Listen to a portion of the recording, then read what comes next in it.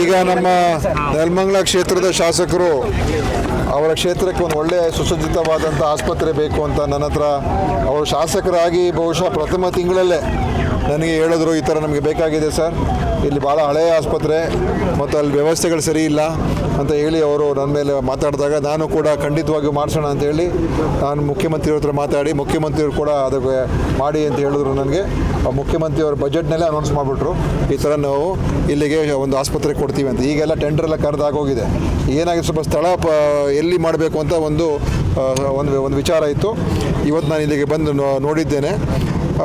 ಬಹುಶಃ ಇದಕ್ಕೆ ಭಾಳ ಒಳ್ಳೆಯ ಸ್ಥಳವನ್ನು ಹುಡುಕಿದ್ದಾರೆ. ಅದಕ್ಕೆ ನನ್ನ ಶಾಸಕರಿಗೆ ನಾನು ಧನ್ಯವಾದ ಅರ್ಪಿಸ್ತಾ ಇದ್ದೀನಿ. ಒಳ್ಳೆಯ ಸ್ಥಳ ಹುಡುಕಿದ್ದಾರೆ. ಅದು ಇನ್ನು ಸ್ವಲ್ಪ ನಮ್ಗೆ ಜಾಗ ಬೇಕು. ಈಗ ಅವರು 2 ಎಕರೆ 30 ಗುಂಟೆ ಇಲ್ಲಿ ಕೊಟ್ಟಿದ್ದಾರೆ.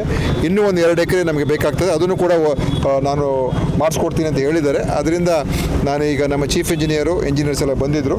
ಕೂಡಲೇ ಈ ಒಂದು ನಕ್ಷೆಯ ಪ್ರಕಾರ ಅವರು ಒಂದು ಎಲ್ಲ ತಯಾರು ಮಾಡಿ ಬರೋ ತಿಂಗಳು ಜೂನ್ 15ನೇ ತಾರೀಕು ಒಳಗಡೆ ಇದೇ ಸ್ಥಳದಲ್ಲಿ ಗುದ್ದಲಿ ಪೂಜೆ ಮಾಡಿ ಕೆಲಸ ಪ್ರಾರಂಭ ಮಾಡ್ತಕ್ಕಂಥದ್ದಕ್ಕೆ ನಾವು ಕ್ರಮ ತಗೊಳ್ಳೋದಕ್ಕೆ ನಮ್ಮ ಸಿಇಗೂ ಹೇಳಿದ್ದೀನಿ. ಎಲ್ಲರ ಒಂದು ಸಮಕ್ಷಮದಲ್ಲಿ ಇದಾಗಿದೆ. ನಮ್ಮ ನೆಲಮಂಗಲ ಕ್ಷೇತ್ರಕ್ಕೆ ಒಂದು ಒಳ್ಳೆಯ ಆಸ್ಪತ್ರೆ ಬರಲಿ ಮತ್ತು ಜನರಿಗೆ ಒಳ್ಳೆಯ ಸೇವೆ. ಯಾಕಂದರೆ ಇದು ಮಧ್ಯದಲ್ಲಿದೆ, ಎಲ್ಲದಕ್ಕೂ ಹತ್ರ, ಇದು ಹೈವೇಲಿದೆ, ನೆಲಮಂಗಲಿಗೂ ಹತ್ರ, ತ್ಯಾಮಗೊಂಡ್ಲಿಗೂ ಹತ್ರ, ಸಾಬಸ್ಪೇಟೆಗೂ ಹತ್ರ, ಎಲ್ಲರಿಗೂ ಹತ್ರ ಸೆಂಟರ್ ಆಗಿರೋದ್ರಿಂದ ಖಂಡಿತ ಇದು ಲೊಕೇಶನ್ ಭಾಳ ಸೂಕ್ತವಾದಂಥ ಒಂದು ಸ್ಥಳವನ್ನೇ ಅವರು ನಮಗೆ ಆಯ್ಕೆ ಮಾಡಿಕೊಟ್ಟಿದ್ದಾರೆ. ಸರ್, ಒಂದು ಕಡೆ ಕೈಗಾರಿಕೆ ಪ್ರದೇಶ, ಇನ್ನೊಂದು ಕಡೆ ರಾಷ್ಟ್ರೀಯ ಹೆದ್ದಾರಿ. ಸೊ ಈ ನಿಟ್ಟಿನಲ್ಲಿ ಟ್ರಾಮಾ ಸೆಂಟರ್ ಅಂತ ಓಪನ್ ಆಯಿತು, ಅದು ಬಟ್ ನಿರಾಸೆ ಆಯಿತು. ಶಾಸಕರು ಏನು ಅಭಿವೃದ್ಧಿ ಏನು ಆಸೆನ ಇಟ್ಕೊಂಡು ಮತ್ತು ಯೋಜನೆಯನ್ನು ಇಟ್ಕೊಂಡು ಮೂವ್ ಮಾಡ್ತಿದ್ದಾರೆ. ಅದು ಸರ್ಕಾರ ಇದು ಇವರು ಬೆನ್ನಿಗೆ ನಿಲ್ಲುತ್ತೆ ನೋಡಿ. ಪೂರ್ತಿ ಇದು ನಿಂತಿರೋದಕ್ಕಾಗಿದೆ. ಇದಕ್ಕೆ ಅಗತ್ಯ ಇರುವಂಥ ಸಲಕರಣೆಗಳು ಕೂಡ ನಾವು ಕೊಡಿಸ್ತಾ ಇದ್ದೀವಿ. ಅಗತ್ಯ ಇರುವಂಥ ಏನು ಮಾನವ ಸಂಪನ್ಮೂಲ ಅದನ್ನು ಕೂಡ ಕೊಡ್ತಾ ಇದ್ದೀವಿ. ಮತ್ತು ಇದು 24 ಗಂಟೆ ನಡಿಬೇಕಿದು, ಹಗಲು ರಾತ್ರಿ 24/7 ಈ ಆಸ್ಪತ್ರೆ ನಡಿಬೇಕು. ಆ ಥರ ನಾವು ಮಾಡಿಸ್ತೀವಿ.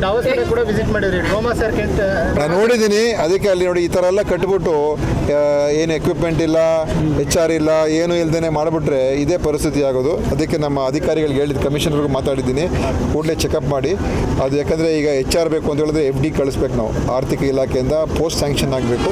ಅದೆಲ್ಲ ಸ್ವಲ್ಪ ಅದು